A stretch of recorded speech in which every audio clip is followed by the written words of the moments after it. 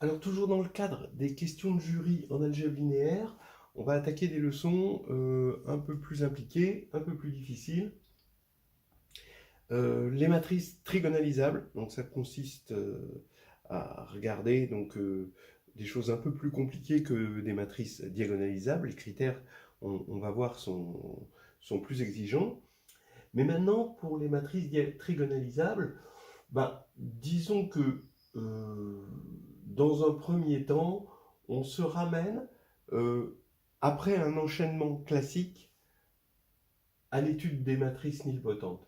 Le trigonalisable, dont on sait que on a un critère, hein, c'est qu'il existe un polynôme annulateur qui soit scindé.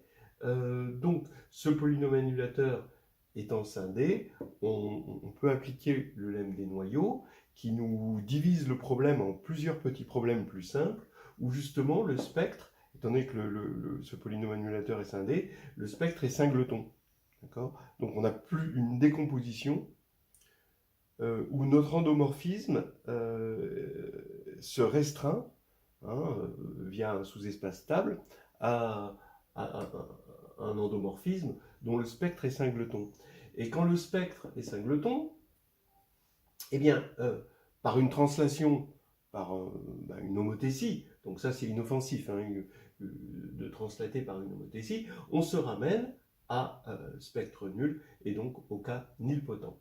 Donc, voilà comment, après un enchaînement, on arrive de trigonalisable à nilpotent. Mais maintenant, quand on est dans le cas nilpotent, l'invariant de similitude est beaucoup plus délicat que dans le cas diagonalisable. Dans le cas diagonalisable, deux matrices diagonalisables sont semblables si et seulement si elles ont même polynôme caractéristique, ou si vous préférez, si et seulement si elles ont même valeur propre avec multiplicité algébrique évidemment, et géométrique c'est pareil. Mais là, l'invariant de similitude fait plus dans la dentelle. Hein, là, c'est pas le gros polynôme caractéristique qui arrive avec le déterminant. Là, c'est des partitions, hein, qui nous intéressent, des partitions de n, la dimension de l'espace ambiant.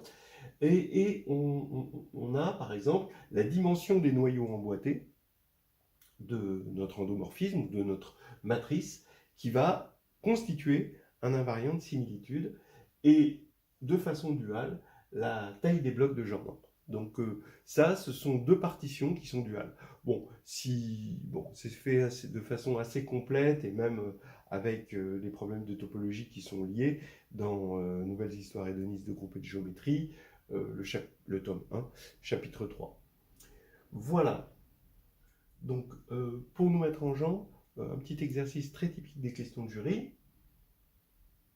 Soit A dans Mn2C, bon, à la limite, on pourrait être dans Mn2K, ça marche aussi, hein. Montrer que A est semblable à 2A, si et seulement si A est nilpotente. Alors, déjà, j'aime bien cet exercice. D'abord, il est très vite posé, c'est important, ces exercices à énoncer très simples. Hein, c'est horrible, les exercices de jury, les questions de jury avec des énoncés à rallonge, des notations, des machins. Euh, Là, le si et seulement si, toujours pareil. Euh, Quelle est votre réactivité vis-à-vis de ça? Eh bien, d'abord, d'attaquer l'implication la plus facile en premier. Euh, oui, l'implication la plus facile, évidemment, par élimination, hein, de toute façon, ça ne va pas être implique semblable, parce qu'on est dans le monde, hein, où les invariants de similitude sont difficiles. Donc, impliquer semblable, ça devrait être difficile, puisqu'il faut un invariant, au moins en théorie. Là, on va attaquer l'implication implique nilpotente. Bon, si A est semblable à 2A, vous voyez que toute valeur propre de A, hein, ne peut être que nulle. Pourquoi? Parce que si lambda est valeur propre de A et lambda non nulle, alors 2 fois lambda est aussi valeur propre. Pourquoi? Parce que euh, le spectre de 2A, c'est le double du spectre de A. Hein, en général, vous avez toujours que le spectre de P de A, c'est l'ensemble des P de lambda, quand P est un polynôme, hein, c'est l'ensemble des P de lambda quand lambda parcourt le spectre de A. Ça se fait très très facilement, d'accord, avec de la trigonalisation. Hein, d'ailleurs, vous voyez, ça reste dans le sujet. Donc vous trigonalisez A, ce qui permet de voir les valeurs propres sur la diagonale, et puis voilà. Vous multipliez par 2 ensuite. Donc, lambda étant dans spectre de A, si lambda est non nul, bah, le fait que 2 lambda soit dans le spectre de 2A implique que 2 lambda est dans le spectre de A. Donc, vous allez avoir toute une suite de puissance k lambda dans le spectre de A. Mais si lambda est non nul, ça veut dire qu'on a une suite infinie, et ça, c'est pas possible parce que le spectre de A, c'est une suite finie. Bon, donc lambda est forcément égal à 0, donc la seule valeur propre de A, c'est 0. Ce qui veut dire que le polynôme caractéristique de A, c'est xn, et A est donc nilpotent par Cayley-Hamilton. Hein, voilà. Alors, notez que plusieurs choses. D'abord, on aurait pu faire ce raisonnement dans un corps quelconque, parce que on ne change pas le polynôme caractéristique en allant dans en se plongeant dans un corps algébriquement clos. Hein, d'accord ? Donc, bon, et du coup, ça fait que la matrice reste nilpotente. Là, quand même, on s'est servi du fait, quelque part, que A était trigonalisable. Mais A ne l'est pas si on est sur un corps quelconque. Voilà le truc. Une variante que j'aime bien, c'est une variante topologique. Alors là, du coup, on est obligé d'être sur C pour cette variante-là, mais regardez, bah, si A est semblable à 2A, bah, ça veut dire que A est semblable à A sur 2, qui est semblable à A sur 2 au carré, qui est semblable, etc., à A sur 2 puissance K. Donc, on a dans la classe de similitude de A, donc dans l'ensemble des matrices qui sont semblables à A, hein, on a toutes ces matrices-là, et quand K tend vers l'infini, évidemment, ça tend vers la matrice nulle. Ce qui veut dire que 0 est dans l'adhérence de la classe de similitude de A. Mais, comme l'application qui a A donne qui A, le polynôme caractéristique est continu, eh bien, on ne change pas de polynôme caractéristique quand on passe à l'adhérence, hein, et donc, ça veut dire que qui A est égal à qui de 0. Voilà. Donc, qui 0, c'est xn. Donc là, à nouveau, on montre de façon topologique que qui A, c'est xn. Et encore une fois, par Cayley-Hamilton, A est nilpotente. Voilà. Maintenant, donc voilà, ça en fait un exercice assez riche, hein, vous voyez. On peut l'attaquer par le biais topologique. On peut regarder ce qui se passe si c'est sur un corps algébriquement clos avec la trigonalisation. On parle de Cayley-Hamilton, vous voyez. Et la réciproque, là, on teste les critères plus borderline, hein, de similitude. Donc, si A est nilpotente, maintenant, il faut montrer que A est semblable à 2A. Là, c'est un peu plus compliqué, donc, mais là, il faut regarder les noyaux emboîtés, la dimension des noyaux emboîtés, mais là, carrément, les noyaux emboîtés sont égaux, parce que ker de AK, c'est égal à ker de 2K AK, puisqu'on a multiplié par un non nul. Donc ici, on a égalité, parce que 2K, 2 puissance K, c'est un scalaire non nul. Donc la dimension, hein, des noyaux emboîtés sont égaux pour AK et 2A puissance K, et donc ils sont semblables. Voilà, donc on explore pas mal de choses. Bon, peut-être que si on le fait sur K quelconque, c'est bien de regarder si on est en caractéristique 2 ou pas. Mais si on est en caractéristique 2, A est semblable à 0, bon, ça va, hein. A est nul, donc A est nilpotente. Voilà, donc c'était un premier exercice que j'aime bien parce qu'il permet de balayer pas mal de choses.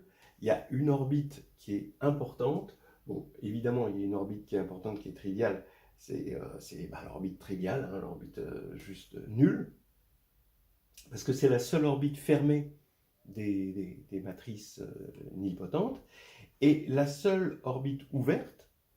Alors quand je dis ouverte, c'est ouverte dans l'ensemble des matrices nilpotentes, bien sûr, parce que des orbites ouvertes dans Mn2C, il y en a pas. Hein. Donc c'est l'orbite de la matrice qu'on appelle JN, c'est le bloc de Jordan, ici, hein, qu'on va écrire comme ceci. Donc celle-ci, elle est suffisamment simple pour être étudiée dans le cadre de questions de jury, hein, où les choses doivent être assez rapides. Donc, si K égale C, bon, où on a une topologie, alors effectivement, c'est ce que je vous disais, l'orbite des matrices semblables à JN est un ouvert de N. Bon, bien sûr, c'est dans N, puisque JN est dans N, et donc que N est stable par conjugaison. Et c'est un ouvert. Bon. Et puis, une autre question qui peut être posée, c'est quand on est sur un corps fini, quel est le cardinal de cette orbite? Alors, tous ces problèmes de topologie ou des problèmes de dénombrement deviennent très très compliqués pour les autres orbites. Hein. Mais bon, on peut quand même dire quelque chose pour cette orbite-là, sans que ce soit ni trop difficile, ni complètement trivial. Alors, allons-y. D'abord, ce qui va caractériser l'orbite de JN au cœur des matrices nilpotentes, c'est que le polynôme minimal, ça va être Xn. Pourquoi? Alors, d'abord, c'est facile de voir que mu Jn, bah, c'est x puissance n. Bon, donc ce polynôme minimal. Maintenant, réciproquement, si n est nilpotente, et c'est là qu'on va utiliser un théorème borderline, c'est que n est semblable à une matrice diagonale par bloc, avec des blocs de Jordan indécomposables comme ceci. Et on peut même se payer le luxe d'ordonner les blocs de sorte à ce que les KI soient en ordre décroissant, comme ceci, avec K1 le plus grand, au sens large. Et la somme, évidemment, est égale à n, hein, la taille de la matrice. Ce qui fait qu'on a associé à une matrice nilpotente, et qui plus est à la classe de conjugaison d'une matrice nilpotente, bah, une partition de n. Et là, il est évident que mu n, le polynôme minimal de n, bah, c'est x puissance k1, le plus grand ici, hein, puisqu'il va annuler tous les blocs. Voilà. Donc, à partir de ce moment-là, on voit bien que n est semblable à Jn, si et seulement si, eh ben, ce k1, c'est petit n, et donc, si et seulement si, mu n égale x puissance petit n. Voilà. Donc ça demande quand même ces théorèmes borderline d'unicité de la décomposition en blocs de Jordan, parce que à une matrice, on lui associe la suite des blocs de Jordan, et pour cette équivalence, on est obligé de faire intervenir cette unicité. Mais maintenant, c'est terminé, parce que on voit bien que n moins cette orbite, du coup, bah, c'est l'ensemble des matrices nilpotentes telles que n puissance n-1 égale 0. Puisque le polynôme minimal, n'étant pas x puissance n, bah forcément, il divise x puissance n-1. Voilà. Et ça, bien évidemment, ça c'est infermé, puisque c'est l'ensemble des zéros d'une application continue. Et donc, voilà, hein, on a montré que ça c'était fermé. Donc ça c'est ouvert. Et maintenant, FQ, si K égale FQ, eh ben, il faut savoir calculer le cardinal de OJN. Ben, OJN, ben, c'est une orbite, et donc c'est en bijection, avec GLN de FQ quotienté par le stabilisateur pour l'action, ben, l'action par conjugaison, donc le commutant de JN. Alors, le commutant de JN, bon, ça c'est un classique. À partir du moment où vous avez une matrice compagnon, parce que ça c'est une matrice compagnon, c'est la matrice compagnon de XN, bon, transposée près, ce qui ne change rien. Et quand vous avez une matrice compagnon, bah, ça correspond à un endomorphisme cyclique. Un endomorphisme cyclique, son commutant, ce sont les polynômes en cet endomorphisme. Bon, ça c'est un truc assez classique qui peut se redémontrer. À l'écrit, c'est essentiel, on tombe souvent à l'écrit sur ce genre de choses à démontrer. Eh bien, ici, quels sont les polynômes? Donc le commutant de Jn, ça va être les polynômes ici en Jn. Donc voilà le terme en degré 0, le terme en degré 1, etc. Jusqu'au terme en degré n-1. Puis après, le terme en degré n, ben, il a disparu parce que c'était nilpotent. Donc ici, vous avez ça. Ce qui fait que le commutant, alors bien sûr, comme on est dans GLN, il faut faire attention que la diagonale, elle est non nulle, donc A0 est non nulle. Et donc ce qui fait que le cardinal de OJN, bah, c'est Qn-1, facteur de Qn moins Q, facteur de Qn moins Qn-1, donc c'est-à-dire ce cardinal-là, divisé par ce cardinal-là. Donc ici, vous avez A0, mais comme il est non nul, il y a Q-1 possibilité, et les AI, bah, vous avez Q puissance N-1 possibilité. Voilà. Ce qui fait que si on doit regarder un équivalent, c'est Q puissance N facteur de N-1. Voilà. Hein, donc vous avez... alors, c'est bon de savoir que sur FQ, le cardinal de N, c'est justement Q puissance N, N-1. Voilà, c'est assez intéressant. Ce qui fait que ces deux exercices se font face un petit peu. Vous avez ici un ouvert dense. Hein, et bon, je vous l'ai dit l'autre fois, quand on a un ouvert algébrique, ben, il est dense. Et ici, vous avez vous calculez le cardinal et vous avez bah, presque tout. D'accord? Ça, c'est presque tout ça, parce que ça, c'est, on a dit, le cardinal de n. Voilà. Voilà donc des petites choses. Alors ça, vous pouvez le trouver dans NH2G2, dans les exercices sur les nilpotents du chapitre 3. Voilà. Un petit dernier vite fait. Regardez, on est en dimension n, on prend des endomorphismes UI d'un espace E. On suppose que on a UI I de 1 à n. Ce sont des nilpotents qui commutent 2 à 2. Faut montrer que le produit de tous, c'est égal à 0. Donc encore une fois, un truc assez rapide à poser. Si on est bien dirigé, on arrive à le faire sans trop de problèmes. D'abord, bah, le fait que ça commute 2 à 2 et que ce soit trigonalisable, bah, c'est co-trigonalisable, donc d'accord. Alors ça, ce théorème est un peu difficile à démontrer. Hein. Je l'avais fait, je me rappelle, dans une vidéo sur la trigonalisation. C'est un petit peu délicat à démontrer. Hein. Mais en tout cas, toujours pareil, ça se fait par récurrence et avec la stabilité, quand on commute, stabilité d'un sous-espace propre par rapport à un endomorphisme qui commute. Donc ils sont cotrigonalisables, c'est-à-dire qu'il existe une base, E1 jusqu'à En, ici qui les trigonalise, et étant donné qu'ils sont nilpotents, il y a des zéros ici. Et comme il y a des zéros, si j'appelle FK le sous-espace engendré par les K premiers éléments de la base, donc qui est de dimension K, bah, UI pour tout I, hein, UI de FK, bah, c'est inclus dans FK-1 à cause des zéros. Vous voyez, ça monte à chaque fois. Et donc, quand on va faire U1 rond U2 rond UN de Fn, bah, par récurrence, vous voyez bien que ça va aller dans 0. Mais Fn, c'est E tout entier. Donc, ce produit-là est nul. Voilà. Alors, l'intérêt de ce truc-là, c'est par rapport aux autres exercices, hein, donc, hein, bon, ça fait un beau panel d'exercices là-dessus, parce que l'intérêt, c'est la cotrigonalisation, et puis les critères de nilpotence par les drapeaux.